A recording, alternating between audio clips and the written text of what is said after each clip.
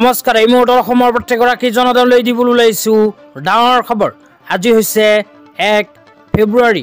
আজি অসমৰ লাখ লাখ দুখীয়াসকললৈ কেইখনমান চৰকাৰী আঁচনি লৈ দিবলৈ ওলাইছো ডাঙৰ খবৰ।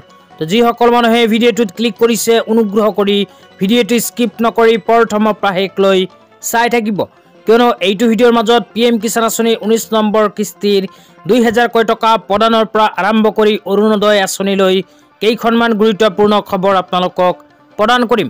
অনুগ্ৰহ কৰি ভিডিঅ'টো স্কিপ নকৰি প্ৰথমৰ পৰা শেষলৈ চাই থাকিব। লগতে মোৰ চেনেলত নতুন হ'লে প্লিজ চেনেলটো ছাবস্ক্ৰাইব কৰি মোৰ লগত থাকিব। তো বলক ভিডিঅ'টো আৰম্ভ কৰি আজি প্ৰথমটো গুৰুত্বপূৰ্ণ খবৰৰ বিষয়ে বিস্তাৰিত জানি লওক। আজিৰ প্ৰথমটো গুৰুত্বপূৰ্ণ খবৰ হ'ল অসমৰ মুখ্যমন্ত্ৰী ডাঙৰীয়াই কেইদিনমান আগত প্ৰদান কৰা এখন বিশেষ আপডেট লৈ। তো ইয়াতে কি লিখা আছে বিতংভাৱে পঢ়ি আপোনালোকক বুজাই দিছোঁ। ইয়াতে লিখা আছে মুখ্যমন্ত্ৰী আত্মনিৰ্ভৰ অসম অভিযানৰ জৰিয়তে যিসকলে 2 লাখ টকা পোৱাৰ বাবে যোগ্য বিবেচিত হৈছে তেওঁলোকৰ যাত্ৰা 2 লাখ টকাতে শেষ হ'ব নালাগে। পৰৱৰ্তী সময়ত তেওঁলোকে যাতে প্ৰধানমন্ত্ৰী মুদ্ৰা আঁচনিৰ জৰিয়তে বেংকৰ পৰা 20 লাখ টকালৈকে পাব পাৰে সেই বিষয়ত আঁচনিৰ প্ৰস্তুত কৰিব লাগিব। তো ইয়াতে কোৱা অনুযায়ী যিসকল যুৱক যুৱতীয়ে মুখ্যমন্ত্ৰী আত্মনিৰ্ভৰ অসম অভিযান আঁচনিত আবেদন কৰিছিল সেইসকল যুৱক যুৱতীক অসম চৰকাৰে কৰা ঘোষণা অনুযায়ী 2 লাখ টকা প্ৰদান কৰিব। ইতিমধ্যে বহু যুৱক যুৱতীয়ে মুখ্যমন্ত্ৰী আত্মনিৰ্ভৰ অসম অভিযান আঁচনিৰ প্ৰথম কিস্তিৰ ৭৫,০০০ টকা লাভ কৰিছে।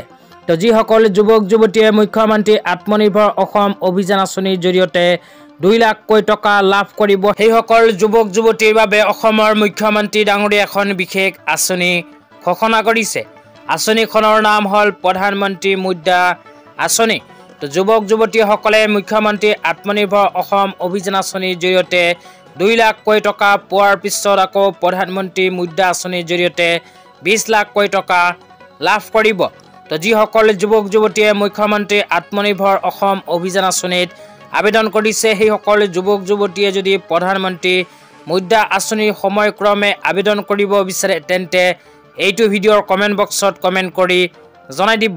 তেন্তে ইয়াৰ নেক্সট ভিডিঅ'ত আবেদন প্ৰচেছ সম্পৰ্কে বিতংভাৱে জনাই দিম। তেতিয়া আপোনালোকক দিবলৈ ওলাইছোঁ আজিৰ দ্বিতীয়টো খুবেই গুৰুত্বপূৰ্ণ খবৰ।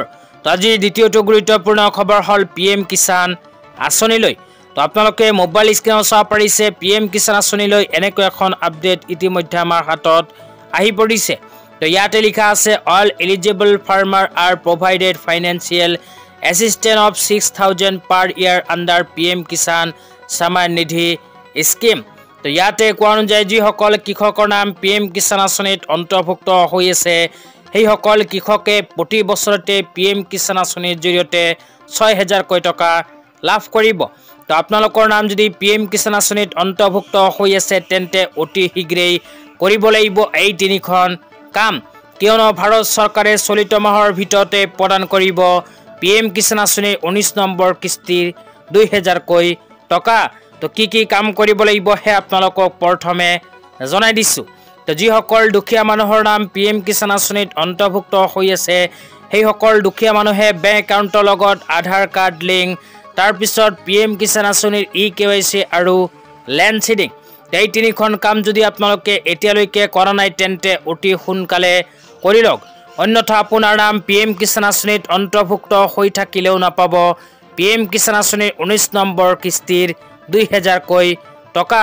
তো যিসকল কৃষকে PM কিষাণ আঁচনিৰ 18 নম্বৰ কিস্তি 2000 টকা পোৱা নাই সেইসকল কৃষকে যদি এই 3খন কাম কৰে তেন্তে একেলগে PM কিষাণ আঁচনিৰ 19 নম্বৰ কিস্তিৰ সময়ত 4,000 টকা লাভ কৰিব। তো বহুতে হয়তো মোক কমেণ্ট কৰি জনাই আছে যে PM কিষাণ আঁচনিৰ টকা বৃদ্ধি হ'ল নেকি। সেই বিষয়ত এতিয়া আপোনালোকক জনাই আছোঁ, অনুগ্ৰহ কৰি ভিডিঅ'টো স্কিপ নকৰি চাই থাকিব।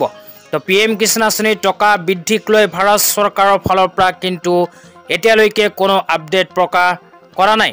তো ভাৰত চৰকাৰে যেতিয়া কোনো আপডেট প্ৰকাশ কৰিব, অফিচিয়েল কোনো আপডেট আহিব তেতিয়া আপোনালোকক লগে লগে জনাই দিম।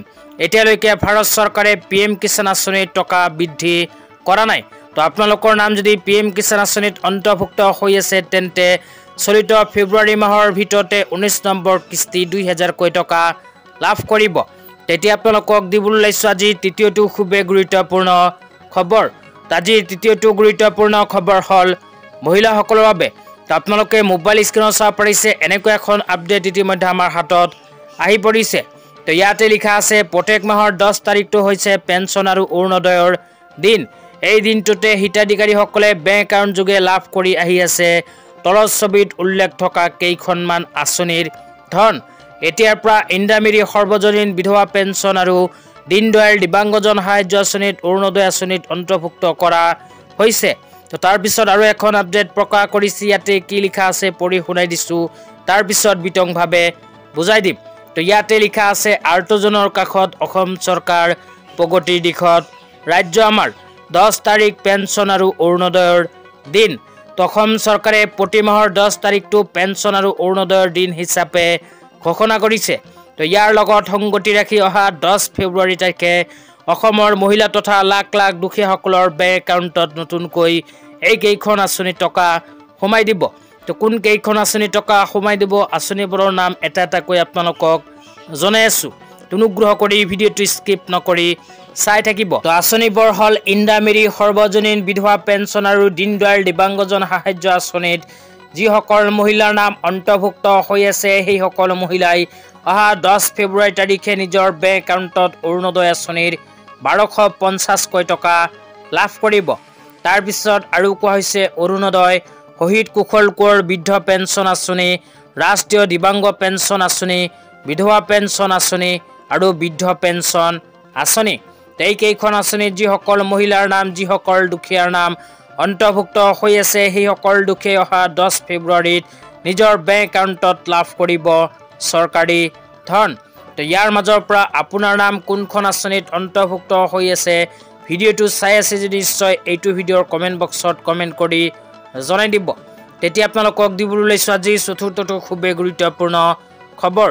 তো আজিৰ চতুৰ্থটো গুৰুত্বপূৰ্ণ খবৰ হ'ল ৰাষ্ট্ৰীয় পতাকালৈ।